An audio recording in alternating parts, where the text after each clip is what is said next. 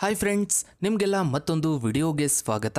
Friends, ದುಡ್ಡು ಅಂದರೆ ಯಾರು ತಾನೇ ಬೇಡ ಅಂತಾರೆ ಹೇಳಿ. ಒಬ್ಬ ಭಿಕ್ಷುಕನಿಂದ ಹಿಡಿದು ಕೋಟ್ಯಾಧಿಪತಿಯವರೆಗೆ ಎಲ್ಲರೂ ದುಡಿಯೋದೇ ದುಡ್ಡಿಗಾಗಿ. ನಿಜವಾಗ್ಲೂ ಮನುಷ್ಯರಿಗೆ ದುಡ್ಡು ಅನ್ನೋದು ಎಷ್ಟು ಮುಖ್ಯ ಅಂತ ನಿಮಗೆಲ್ಲ ಗೊತ್ತೇ ಇದೆ. ಈ ಪ್ರಪಂಚದಲ್ಲಿರೋ ಎಲ್ಲ ಕೋಟ್ಯಾಧಿಪತಿಗಳನ್ನು ನೋಡಿದರೆ ನಾವು ಕೂಡ ದುಡ್ಡನ್ನು ಇದೇ ರೀತಿ ಸಂಪಾದಿಸಬೇಕು ಅಂತ ಅನಿಸುತ್ತೆ.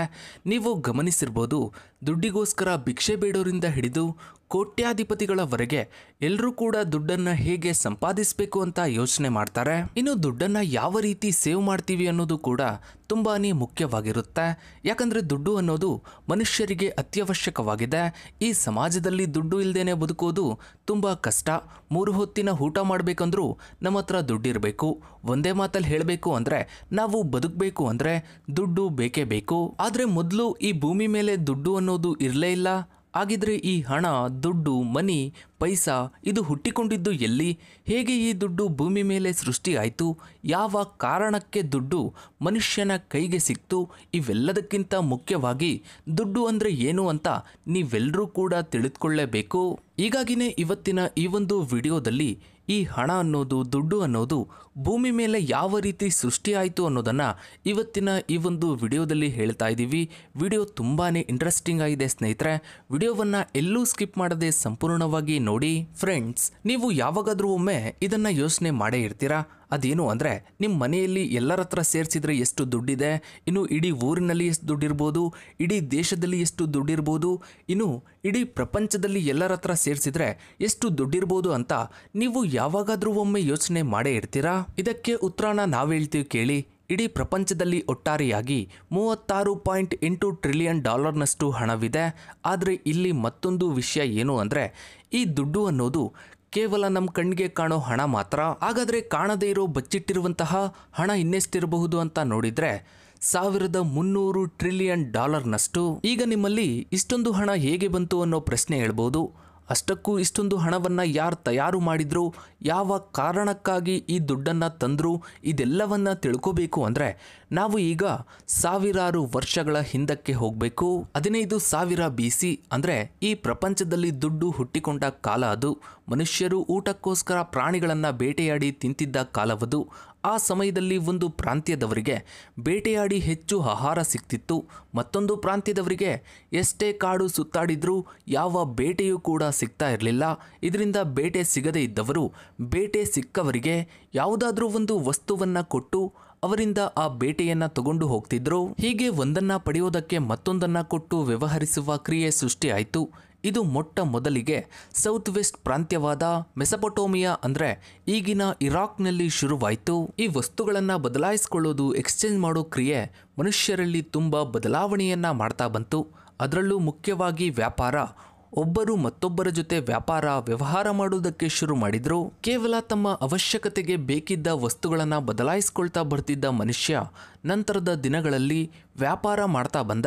ಹೇಗೆ ಅಂದರೆ, ಬಲಿಷ್ಠ ವ್ಯಕ್ತಿಗಳು, ಬೇಟೆಯಲ್ಲಿ ನಿಪುಣರಾಗಿರೋರು ಕಾಡಿಗೆ ಹೋಗಿ ಬೇಟೆಯಾಡಿ ಬಂದರೆ ಅವರ ಬೇಟೆಯನ್ನು ತಗೊಳ್ಳೋದಕ್ಕೆ ಬೇರೆಯವರು ಅವರ ಬಳಿ ಇರುವಂತಹ ಯಾವುದಾದ್ರೂ ವಸ್ತುಗಳನ್ನು ಅವರಿಗೆ ಕೊಟ್ಟು ಎಕ್ಸ್ಚೇಂಜ್ ಮಾಡ್ಕೊಳ್ತಾ ಇದ್ರು. ಇದರ ಜೊತೆಗೆ ವ್ಯಾಪಾರ ಮಾಡುವವರ ಸಂಖ್ಯೆಯು ಜಾಸ್ತಿ ಆಗ್ತಾ ಹೋಯಿತು. ಆಗ ಯಾರು ಎಷ್ಟು ವಸ್ತುಗಳನ್ನು ತನ್ನಿಂದ ತಗೊಂಡಿದ್ದಾರೆ, ನಾನು ಎಷ್ಟು ವಸ್ತುಗಳನ್ನು ಬೇರೆಯವರಿಂದ ತಗೊಂಡಿದ್ದೇನೆ ಅನ್ನೋದನ್ನು ಮಣ್ಣಿನಲ್ಲಿ ಗುರುತು ಮಾಡೋದಕ್ಕೆ ಶುರು ಮಾಡಿದ್ರು. ಇದರಿಂದ ಅಕೌಂಟಿಂಗ್ ಅನ್ನೋದು ಆ ಕಾಲದಲ್ಲೇ ಶುರುವಾಯಿತು.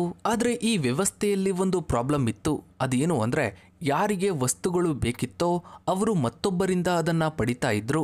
ಅದಕ್ಕೆ ಪ್ರತಿಯಾಗಿ ಇವರ ಬಳಿ ಇರೋ ವಸ್ತುಗಳನ್ನು ಅವರಿಗೆ ಕೊಡ್ತಾ ಇದ್ರು. ಆದರೆ ಇಲ್ಲಿ ಸಮಸ್ಯೆ ಏನು ಅಂದರೆ, ವ್ಯಾಪಾರ ಮಾಡಿ ಅವರಿಂದ ಪಡೆಯುತ್ತಿದ್ದ ಕೆಲವು ವಸ್ತುಗಳು ಯಾವ ಪ್ರಯೋಜನಕ್ಕೂ ಬರ್ತಾ ಇರಲಿಲ್ಲ, ಅದರಿಂದ ಯಾವ ಉಪಯೋಗವೂ ಆಗ್ತಾ ಇರಲಿಲ್ಲ. ಈ ರೀತಿಯ ವ್ಯವಸ್ಥೆಯಿಂದ ಕೇವಲ ಮಾರಾಟಗಾರರಿಂದ ವಸ್ತುಗಳನ್ನು ಖರೀದಿ ಮಾಡ್ತಿದ್ದವರಿಗೆ ಮಾತ್ರ ಲಾಭವಾಗ್ತಿತ್ತು. ಜನಸಂಖ್ಯೆ ಹೆಚ್ಚಾಗುತ್ತಾ ಈ ರೀತಿಯ ವ್ಯವಸ್ಥೆಯಲ್ಲಿ ವ್ಯಾಪಾರ ಮಾಡೋದು ತುಂಬಾನೇ ಕಷ್ಟ ಆಗ್ತಾ ಹೋಯಿತು.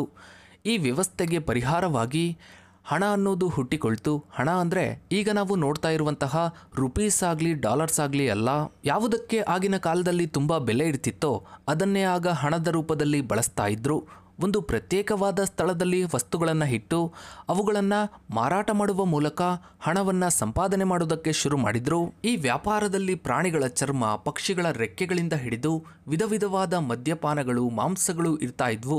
ದಿನ ಕಳೆದಂತೆ ಮನುಷ್ಯನಲ್ಲಿ ಅತಿಯಾಸೆ ಹೆಚ್ಚಾಗಿ ದೈಹಿಕವಾಗಿ ಬಲಶಾಲಿಯಾಗಿದ್ದವರು ದುರ್ಬಲ ಜನರನ್ನ ಎಳೆತಂದು ಅವರನ್ನು ಕೂಡ ಸಂತೆಯಲ್ಲಿ ಮಾರಾಟ ಮಾಡೋದಕ್ಕೆ ಶುರು ಮಾಡಿದ್ರು. ಹಣ ಬರ್ತಿದ್ರಿಂದ ವ್ಯಾಪಾರ ಮಾಡೋದಕ್ಕೆ ಸುಲಭವಾಯಿತು. ಆದರೆ ಪ್ರತಿ ವ್ಯಕ್ತಿ ದುಡ್ಡನ್ನು ಕೊಟ್ಟು ಏನಾದರೂ ತಗೋಬೇಕಾದ್ರೆ ಅವರು ವ್ಯಾಪಾರ ಮಾಡುವಂತಹ ವ್ಯಕ್ತಿಗೆ ಅವರು ಹಣವಾಗಿ ಕೊಡುವಂತಹ ಆ ವಸ್ತುವಿನ ಪ್ರಾಮುಖ್ಯತೆ ಬಗ್ಗೆ ಅರ್ಥ ಮಾಡಿಸಿ ಕೊಂಡುಕೊಳ್ಳುವ ಪರಿಸ್ಥಿತಿ ಬರುತ್ತೆ. ಇದರಿಂದ ಮತ್ತೊಮ್ಮೆ ವ್ಯಾಪಾರ ಮಾಡೋದು ಕಷ್ಟಕರವಾಗ್ತಾ ಹೋಗುತ್ತೆ. ಆಗ ಅವರು ಸಾಮಾನ್ಯ ವಸ್ತುಗಳಿಗಿಂತ ಯಾವುದಾದ್ರೂ ಒಂದು ತುಂಬ ಮುಖ್ಯವಾದ ಅಮೂಲ್ಯವಾದ ವಸ್ತುವನ್ನ ಹಣವಾಗಿ ಬಳಸಬೇಕು ಅಂದುಕೊಂಡ್ರು.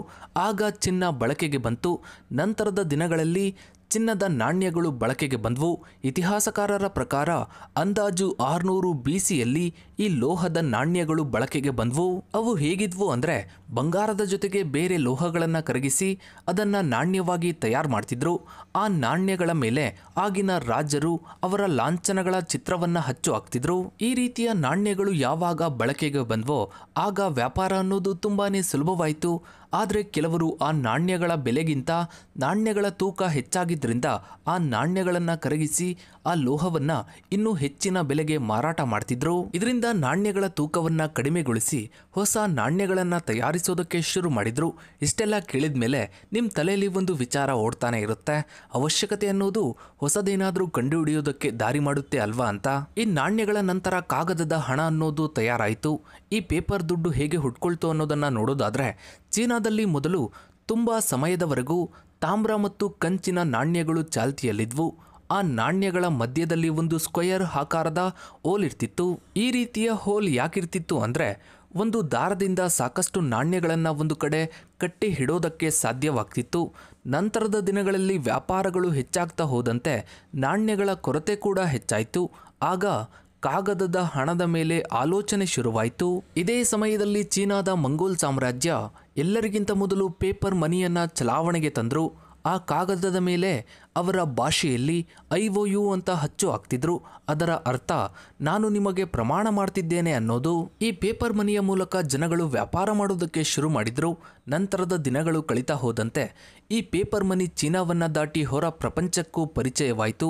ನಂತರ ಬಂಗಾರದ ನಾಣ್ಯಗಳನ್ನು ಸುರಕ್ಷಿತವಾಗಿ ಇಡುವ ಬ್ಯಾಂಕುಗಳು ಕೂಡ ಹುಟ್ಟಿಕೊಂಡವು. ಹೀಗೆ ಪೇಪರ್ ಹಣದ ಪ್ರಭಾವ ಹೆಚ್ಚಾಗುತ್ತಾ ಹೋದಂತೆ ಸಾಕಷ್ಟು ವರ್ಷಗಳ ನಂತರ ಡಾಲರ್ ಅನ್ನೋ ಕಾಗದದ ನೋಟುಗಳು ಕೂಡ ಅಮೆರಿಕದಲ್ಲಿ ಚಲಾವಣೆಗೆ ಬಂದವು. ನಂತರ ಬ್ರಿಟನ್ ಕೂಡ ಪೇಪರ್ ಮನಿಯನ್ನು ಜಾರಿಗೆ ತರೋದಕ್ಕೆ ಶುರು ಮಾಡ್ತು. ಯಾವಾಗ ಹಣಕ್ಕೆ ಬೇಡಿಕೆ ಹೆಚ್ಚಾಗುತ್ತೋ ಅದಕ್ಕೋಸ್ಕರ ಯುದ್ಧಗಳು ಶುರುವಾಗುತ್ತೆ. ಎರಡನೇ ಪ್ರಪಂಚ ಯುದ್ಧ ನಡೆದ ನಂತರ ಎಲ್ಲ ದೇಶಗಳಿಗೆ ಒಂದು ಸಮಸ್ಯೆ ಎದುರಾಗುತ್ತೆ. ಅದೇನು ಅಂದರೆ ದೇಶ ವಿದೇಶಗಳ ವ್ಯವಹಾರ ಯಾವ ಕರೆನ್ಸಿಯಲ್ಲಿ ಇರಬೇಕು ಅನ್ನೋದು. ಆಗ 44 ದೇಶಗಳ ಪ್ರತಿನಿಧಿಗಳು ಸುಮಾರು 22 ದಿನಗಳವರೆಗೆ ಸಭೆಯನ್ನ ಮಾಡ್ತಾರೆ. ಅದರಲ್ಲಿ ಅಮೆರಿಕ ಮತ್ತು ಬ್ರಿಟನ್ ದೇಶಗಳದ್ದೇ ಮೇಲುಗೈ. ಯಾಕಂದರೆ ಆ ಸಮಯದಲ್ಲಿ ಎರಡನೇ ಪ್ರಪಂಚ ಯುದ್ಧ ನಡೆಯುವಾಗ ಸಾಕಷ್ಟು ದೇಶಗಳ ಹತ್ರ ಚಿನ್ನ ಅನ್ನೋದು ತುಂಬ ಕಡಿಮೆ ಇತ್ತು. ಆದರೆ ಅಮೆರಿಕದ ಹತ್ರ ಇಡೀ ಪ್ರಪಂಚದ ಹತ್ರ ಇಲ್ಲದೆ ಇರುವಷ್ಟು ಬಂಗಾರವಿತ್ತು. ಇದರಿಂದ ಆ ಸಭೆ ಮುಗಿಯುವಷ್ಟರಲ್ಲಿ ದೇಶ ವಿದೇಶಗಳ ಹಣದ ವಹಿವಾಟನ್ನು ಮಾಡಬೇಕು ಅಂದರೆ ಅಮೆರಿಕದ ಡಾಲರನ್ನು ಇಂಟರ್ನ್ಯಾಷನಲ್ ಕರೆನ್ಸಿಯಾಗಿ ಮಾಡಬೇಕು ಅನ್ನೋದು ನಿರ್ಧಾರವಾಯಿತು. ಯುದ್ಧಗಳಿಂದ ಆರ್ಥಿಕವಾಗಿ ನಷ್ಟವನ್ನು ಹೊಂದಿರುವ ದೇಶಗಳಿಗೆ ಡಾಲರ್ನ ರೂಪದಲ್ಲಿ ಸಾಲವನ್ನು ಕೊಡೋದಕ್ಕೆ ಅಂತ ಇಂಟರ್ನ್ಯಾಷನಲ್ ಮಾನಿಟರಿ ಫಂಡ್, ಪ್ರಪಂಚ ಬ್ಯಾಂಕ್ ಅನ್ನೋ 2 ಸಂಸ್ಥೆಗಳು ಹುಟ್ಟುಕೊಂಡ್ವು. ಈ ರೀತಿ ಪ್ರಪಂಚದಾದ್ಯಂತ ಹಣ ಅನ್ನೋದು ಶುರುವಾಯಿತು. ಸೊ ಇದಾಗಿತ್ತು ಫ್ರೆಂಡ್ಸ್ ಇವತ್ತಿನ ಈ ಒಂದು ವಿಡಿಯೋದ ಬಗ್ಗೆ ನಿಮ್ಮ ಅನಿಸಿಕೆ ಅಭಿಪ್ರಾಯಗಳನ್ನು ತಪ್ಪದೇ ಕಮೆಂಟ್ ಸೆಕ್ಷನಲ್ಲಿ ಕಮೆಂಟ್ ಮಾಡಿ. ಹಾಗೆ ವಿಡಿಯೋಗೊಂದು ಲೈಕ್ ಮಾಡ್ತಾ ವಿಡಿಯೋನ ಆದಷ್ಟು ಎಲ್ಲ ಕಡೆ ಶೇರ್ ಮಾಡಿ. ನೀವಿನ್ನು ನಮ್ಮ ಚಾನಲ್ಗೆ ಸಬ್ಸ್ಕ್ರೈಬ್ ಆಗಿಲ್ಲ ಅಂದರೆ ಕೆಳಗಡೆ ಕಾಣೋ ಸಬ್ಸ್ಕ್ರೈಬ್ ಬಟನ್ನ ಕ್ಲಿಕ್ ಮಾಡಿ. ಹಾಗೆ ಪಕ್ಕದಲ್ಲಿ ಕಾಣೋ ಬೆಲ್ ಐಕನ್ ಕೂಡ ಕ್ಲಿಕ್ ಮಾಡಿ. Thanks for watching.